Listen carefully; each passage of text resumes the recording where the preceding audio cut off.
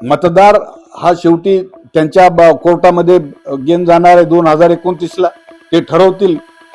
अहो खरं तर ह्यांना एवढा आत्मविश्वास आहे आणि यांना एकनाथ शिंदेना जेवढा कॉन्फिडन्स आहे की बाबा आम्हाला विकास करायचा आहे किंवा हे करायचंय, तर तुम्ही तुमच्या ह्यांना राजीनामे द्या म्हणाव ना 6 जणांना आणि पुन्हा निवडून आणा ना, बघू तुमच्यात किती धमक आहे ते. तुम्ही म्हणताय ना सगळ्या उद्धवजींना तुम्ही हिनवायला लागलात ना, असेल हिंमत तर मग यांचे राजीनामे घ्यावेत, पुन्हा निवडून आणावं, आम्ही तुमचं कौतुक करू, जनता त्यांचं कौतुक करेल. लोकांना आता खरं म्हणजे एवढा उभं आलाय या फुटाफुटीचा आपण पाहतोय. आणि ही सगळं दुर्दैवानं एकनाथ शिंदेच का करत आहेत? त्यांना कुठली याच्यामधनं आसुरी आनंद त्यांना मिळतोय? ज्या पक्षानं तुम्हाला मोठं केलंय, लहानाचं मोठं केलंय, त्यांचेच तुम्ही आमदार फोडता, त्यांचेच खासदार फोडता. कशामुळं? आणि ही सगळी ताकद पैशाची आहे हो. ही सगळी मस्ती त्यांना पैशाची आलेली आहे आणि पैशाच्या जोरावर हे लोकशाहीचा सत्यानाश करायला निघायला लागलेत आणि नाव लोकशाहीचं घेतात. आम्हाला जनाधार मिळालाय, असं मिळालंय. आता भाजपही त्याच्यासोबत भरडला चाललंय. भाजप काय म्हणतं की नाही म्हणे यांनी बाळासाहेबांचा विचार सोडून दिला, बाळासाहेबांचा विचार सोडल्यामुळं आज हे शिवसेनेला दिवस आलेत. मग बाळासाहेबांचा विचार जर शिवसेनेने सोडला, उद्धव साहेबांनी सोडला, तर तुम्ही काय केलं होतं? तुम्ही सत्तेसाठी तेच केलं ना. मेहबूबा मुफ्तीच्या सोबत तुम्ही का म्हणून गेला होतात?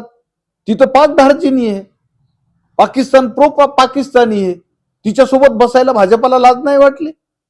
मायावती सोबत कोण गेलं होतं? मायावती सोबत 6 महिना तुम 6 महिना आप, अशा पद्धतीचं सरकार त्यांनी 6-6 महिन्याचं चालवलं. हे कशासाठी केलं? सत्तेसाठीच ना. त्याच्याही पूर्वी तुम्ही अगोदर एकदा जनता दल नावाचा तुमचा पक्ष होता, त्यावेळेस भारतीय जनता पक्ष नव्हता, त्यावेळेस तुम्ही काय केलं? केंद्रात तुमची सत्ता होती ना, तुम्ही सत्तेसाठीच गेला होतात ना. हे सगळं सत्तेसाठी चाललंय. हे आज जे शहाणपणा शिकवायला लागली भाजपा की विचारधारा बदलली, अमुक बदलली, काही नाही. यांना फक्त उद्धव साहेबांचा सूड घ्यायचाय, त्यांना नेस्तनाबूत करायचंय. मातोश्रीचा तुम्हाला सांगतो, बाळासाहेबांचे विचार महाराष्ट्रातून त्यांना नष्ट करायची, एवढंच त्यांचं चाललेलं, दुसरं काही नाही. मतदारसंघासाठी विकास निधी न मिळत नसल्या कारणानं आम्ही पक्ष सोडतोय असं त्यांनी कारण दिलंय. आपणही खासदार होता, एका खासदारासाठी किती निधी मिळत असतो आणि त्याचा खर्च कसा करावा असतो आणि वाढीव निधी केंद्राकडून कोणत्या स्वरूपात मिळत असतो? अहो मग निधीचं कारण हे तुम्हाला सांगतो, उगाच लोकांना दिशाभूल करण्यासाठी त्यांनी केलेले. खासदारांना 5 कोटीचा दरवर्षी निधी मिळतो. 5 वर्षाच्या काळामध्ये त्यांना 25 कोटी रुपयांचा निधी मिळतो. आणि हे 25 कोटी रुपये हे तातडीनं जिथं गरज आहे, जिथं एखादा फ्लड आलाय किंवा शाळाच पडलेली आहे तिथं, किंवा पाण्याचीच गरज आहे, उन्हाळ्याचे दिवस आहेत, मग शासनाच्या योजना मंजूर कधी होणार, काय होणार, प्रशासकीय मंजुरी, टेंडर निघणं, ह्या सगळ्याला बायपास करून ताबडतोब आपण कुठं काय करू शकतो, तर त्याच्यासाठी हा खासदार निधी वापरण्याची मुभा तुम्हाला असते. परंतु हे निधीचं कारण चुकीचं आहे. निधी मला सांगा, मग तुम्ही खासदार होतात, आमचेही खासदार सांगायला लागलेत, नागेश पाटील आष्टीकर, की मी विकासासाठी गेलो. तुम्ही होता ना त्या मतदारसंघाचं प्रतिनिधित्व केलं ना हातगावचं, कुठला विकास केलाय हो? काय असं तिथं उजेड पाडलाय तुम्ही? काय केलंय काय तुम्ही? हे सगळे आता लोक प्रश्न विचारणार आहेत. आणि आमच्या हिंगोली लोकसभा मतदारसंघामध्ये अहो एवढं पीक आलंय लोकप्रतिनिधींचं, तिथंच एक राज्यसभेचा खासदार, तिथंच एक लोकसभेचा खासदार, तिथंच विधान परिषदेचे 2 आमदार आणि पहिले आमदार, या सगळ्यांचा निधी जर आपण मोजला तर तुम्हाला सांगतो आमच्या कयादू नदीला पाणी कमी, यांचा निधी जास्त, अशी परिस्थिती आहे. कुठे चालला हा निधी? ह्यांनी मला सांगा, हे आपले 3 खासदार होते मराठवाड्यातले जे फुटलेत 6 पैकी, एखाद्यानं तरी तोंड कधी लोकसभेमध्ये विकासासाठी उघडलंय का? त्यांनी कुठली मागणी केली का? एखाद्यानं IIT मागितली का? AIMS मागितलं का? अजून एखादं रेल्वेचं डिव्हिजन मागितलं का? केंद्राच्या अजून काही योजना मागितल्यात? केंद्र सरकार हा निधी देत नसतो. केंद्राचा निधी थेट राज्यांना जातो आणि तो राज्यांच्या अखत्यारीत एक्झिक्युटिव्ह बॉडी, ज्याची पैसा खर्च करण्याची जबाबदारी ही राज्याची असते, राज्य ते खर्च करत असते.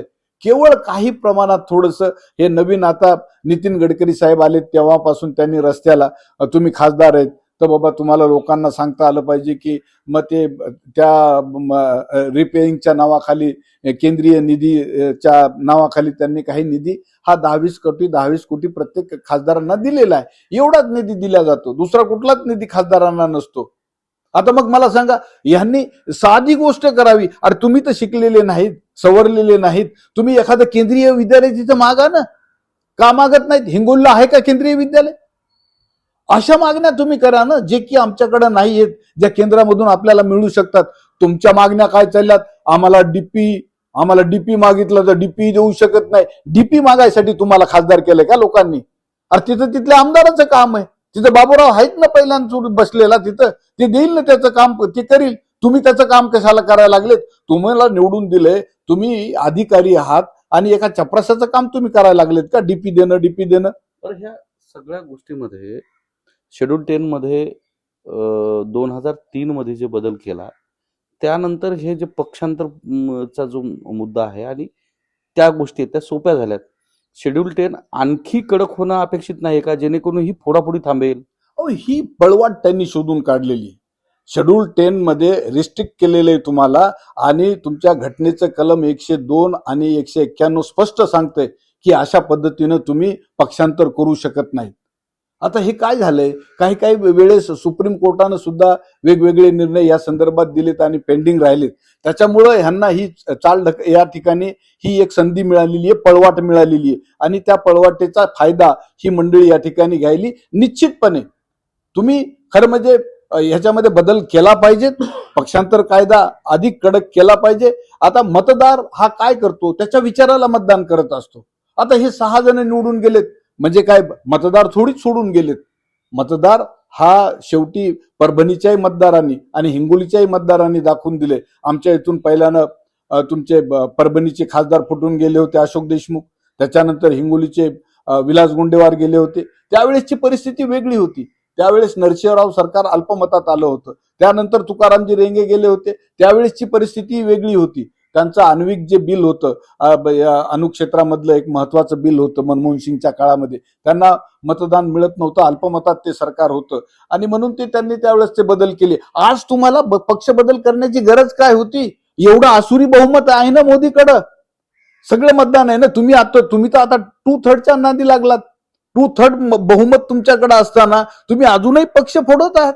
बरं, हे सगळं होत असताना मराठवाड्यामध्ये किती असं आहे की ज्यांनी शिवसेना फोडली, त्याच्यामध्ये परभणी आणि हिंगोली लोकसभा, त्यांना पुन्हा गुन्हा लागलेला नाही. यांच्या बाबतीत पुन्हा तेच होईल ज्यांनी शिवसेना सोडली? बिलकुल. मतदार हा शेवटी त्यांच्या कोर्टामध्ये गेन जाणार आहे 2029ला, ते ठरवतील. अहो खरं तर ह्यांना एवढा आत्मविश्वास आहे आणि यांना एकनाथ शिंदेना जेवढा कॉन्फिडन्स आहे की बाबा आम्हाला विकास करायचा आहे किंवा हे करायचंय, तर तुम्ही तुमच्या ह्यांना राजीनामे द्या म्हणाव ना 6 जणांना, आणि पुन्हा निवडून आणा ना. बघू तुमच्यात किती धमक आहे ते. तुम्ही म्हणताय ना सगळ्या उद्धवजींना तुम्ही हिनवायला लागलात ना, असेल हिंमत तर मग यांचे राजीनामे घ्यावेत, पुन्हा निवडून आणावं. आम्ही तुमचं कौतुक करू, जनता त्यांचं कौतुक करेल.